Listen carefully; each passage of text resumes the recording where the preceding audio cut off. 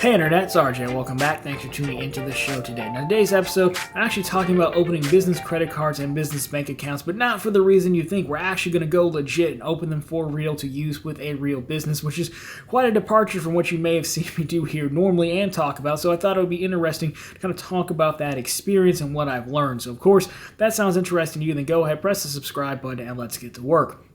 Now, as we said, we're no stranger here to opening business credit cards. I think I might have more business credit cards at one point than personal cards. I do particularly like their bonuses. That's kind of why we go after them. And of course, business checking accounts, the same deal. Just a whole new avenue of bonuses and money to be had. Now, normally we're opening these as a sole proprietorship, which is just your name as the company and then your social security number, which is not wrong. I mean, you can be a sole proprietor and do it like that. But, they're usually intended for, LLCs, incorporated business. They're under the small business umbrella of banks. So, I now need to open one for real. Definitely a business bank account. I might as well, I guess, get the business credit card while we're at it. So let's quickly talk about why. And, I would say I'm making the whole channel into an LLC. Now, this is not, about LLC formation, anything like that. My knowledge is very limited. This is more so what I've learned from the credit card piece of it, but I'll briefly touch on it. So overall, the LLC is going to be Profitable Content LLC. It's already formed and everything. If you want to form one, you really just file some documentation with your state. Here in Michigan, it's $50 to file it. Then you can get an EIN, employer identification number from the IRS. Those are free. Again, a lot of you probably have them from doing these bank accounts or credit cards as is. There are services out there that will sell this stuff to you, but again, those services are much more expensive. It's really easy to just file it yourself. Again, prices will vary, but EINs are free, and some of those services do try to sell those to you. So really quick here, the why of it. Now, there's a lot of tax benefits for it as I'm learning, but my real catalyst was protection, honestly. Because an LLC is a way to kind of separate things from personal and business, right? So, we talk a lot about banks, and banks are very powerful companies. And while I feel like we're always fair, and not overly harsh, on occasion we go on some rants here, but not overly harsh. It wouldn't take much for a bank to come after you. Honestly, I know people who've gotten those letters. We've seen Ask Sebi talk about a few banks going at, I don't say going after, but at least asking him politely to stop talking about them. And that's really the thing. You can argue, yes, is this fair use? Is it not fair use? Like video game channels, will play a whole level of a video game while talking over it, and how can they get away with that? Well, there's rules around it, but the real reality is, do you really want to have to fight a bank or whoever, right? Because they'll simply just outlast you. They don't have to be right. They just have to keep costing you money, right? So long story short, it seems, much better play to kind of separate this stuff now that we're starting to get a little bit of traction here. So with that, you form the LLC, which we just talked about. Now, I also have, got a CPA guy I work out with at the gym for years. He's one. Now, I didn't just do it for this, but more so for everything else I do. So I'm probably just leaving money on the table when it comes to taxes across the board. So, but specific to this, the thing that he was explaining to me was, you really do want to draw a line between personal and business to keep things separate, right? Largely for documentation reasons. Because again, if you were ever to try to rely on the separation and no, this is a real business, well, then people are going to be easily able to knock that down and say, actually, it's not, because you just kind of mingle all your finances together, which is generally what we do when we open these business accounts, right?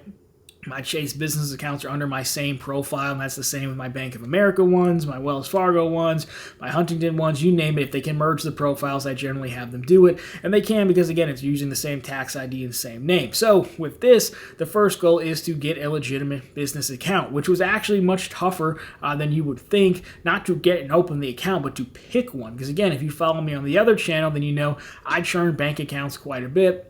So whatever account I pick, I'm sticking with, which means I can no longer churn it. So I looked around, you might say pick Chase, but Chase, $750 every other year for a bonus, plus they charge fees if you don't keep a minimum balance of $2,000. Plus, I don't really love Chase deposit accounts. I love their credit cards. Bank of America, Huntington, you name it. There's a lot of money in these business accounts. So believe it or not, the account that I ended up picking was American Express. I know, it's shocking because I'm really not the biggest fan of American Express cards. However, their customer service is good. Their user interface is, amongst top 3 in my opinion, being Citi's new app, Amex, and Chase. So that's who I picked.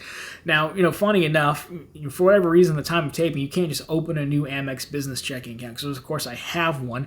So the gentleman I talked to was like, no, if you got a card in the entity's name, a credit card, then you'd be an existing customer and you could open up a business account in Amex's name. And since Amex, much like, their credit cards are once per lifetime, I've already had that bonus. Sticking with an Amex account isn't going to cost me anything in the future. So I did that. We'll talk about the credit card in a second. Now, in typical fashion, American Express quickly reminded me why I can't stand them. So I'm going through the account to open it, and they actually asked me for a 4506C or T form, which is basically a form that allows Amex to go request your tax returns from the IRS. I've opened probably over 150 accounts in my day, and never have I seen anyone ask for that to open a deposit account. A credit card, sure, but a deposit account?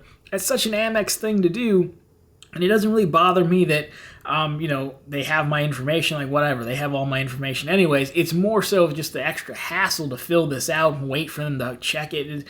It's just nonsense. But again, that's Amex, it's their rules, fine. I didn't really have too many other places to go. Again, there's a lot of neo and fintech banks, but those banks go under all the time. And I have a lot of their accounts and I'm fine churning their bonuses, but a lot of those, again, they pop up, they spend their VC money and they're done. So at least I know Amex will be around. It won't cost me a bonus, so fine. Now, I did get a credit card as well. I got the Blue Business Cash Card. It had a good sign-up bonus. You phoned into Amex and asked for it. It would be spend $5,000 to get $500 back. It's in the actual business's name as well, so you just use that EIN number as well. They still ask you the same information as well. Personal stuff, but then you just add the EIN. Same with the checking account. And so the reason I have this is now all the money I get from YouTube will have to go to the Amex account. And then the thing with the business card is I kind of got it to have it because it's a new bonus, honestly, but I was going back and forth with a CPA guy. He was like, just get a business card, keep it separate, which that's easy, right? But again, the banks don't care what you put on the business card. He's like, it doesn't even have to be a business card for, tax purposes. Really what you're trying to show is that separation. So after I explained to him what it is I do and why I have so many cards, he's like, okay, fine. Here's what you could do reasonably. You can use whatever card you want to pay for the thing you're buying. However, it's for the business. What you need to do, let's just say you have a $100 charge over here for YouTube for whatever reason. Okay, you need to now show $100 leaving the business account to basically reimburse yourself. And then if you were ever to get audited, everything will line up documentation-wise. Tax purposes, I think you're fine with just the receipts. So I'm not necessarily telling you this is what to do or how to do it or anything like that. I'm just telling you what I was told and how we actually got it to work, because I wasn't going to go down to just using one card. Now, people love using one business card because you can see it's much easier. It's everything that goes on the Blue Business Cash is for business. You pay that off from the business account, you're good to go. That would be much easier, but you'd be leaving too much money on the table if you're watching a show like this. So I thought that would really be the most interesting part of this whole story, to talk about how you manage that. So obviously when you're done with it, you want to keep the receipt, then you want to see the transaction from Amex business account paying off whatever card it is, or you probably even just paying myself, going into my Chase personal account, so you can see as a reimbursement, everything matches up and you're good to go. Now, on top of that, there are some other tax benefits. I won't get into too many of them, but, for one, he was asking me about, my cell phone, right? And, he's like, well, do you have a business phone? I was like, no, I don't really take business calls that much enough to have two phones. He's like, well, that doesn't really matter because on the LLC form, it requires a business phone number. So if you just move your phone to, a business account, it's in the business name, then, that can become a write-off in your internet, things like that. So you can definitely get creative with it. There's a lot of different tax benefits here and there. For an LLC, again, I'm not really going to go into it. It's just I wanted to talk about the credit card piece and how to manage that, because that was my biggest question. So the answer is yes, you can still put whatever charges you want on any credit card, just so long as you can form the documentation. The link between the two, again, is what I've been told. So receipt and then money leaving one account to another, basically paying yourself back. You should be good to go should Uncle Sam ever come after you and audit. So overall, and that's that. I'm going to try to do my best to keep everything separate. It would be ideal to use one credit card, but again, I just think you'd be leaving too much money on the table. So overall, that is my plan, my quick experience opening an LLC for real. So if anything changes or I get tired of paying myself, then I'll let you know. But we don't spend too much money here, so it shouldn't be that big of a deal, honestly. But anyways, guys, that's going to do it for this one. So of course, if you liked it, drop me a thumbs up down below. If you found it particularly interesting, of course, consider subscribing to the channel. Again, posting content just like like this every week, and right back here every Sunday with all the news you can use in the week that was in credit and finance. Again, if you want a new credit card, business or personal, or a new checking account, then check out ProfitableContent.com, which is the channel's blog where we have plenty of both to go around, no matter what your needs, whether it's just bonus hunting or establishing a real business. Of course, question for you guys, all you legit business owners out there, I know we have some. Let me know what you do. And all you prospective owners, let me know, do you think this is crazy, too much, too little? Love to get your thoughts on that. Anyways, guys, that's going to do it for this one. As always, thank you so much for watching, and talk to you very soon in the next one.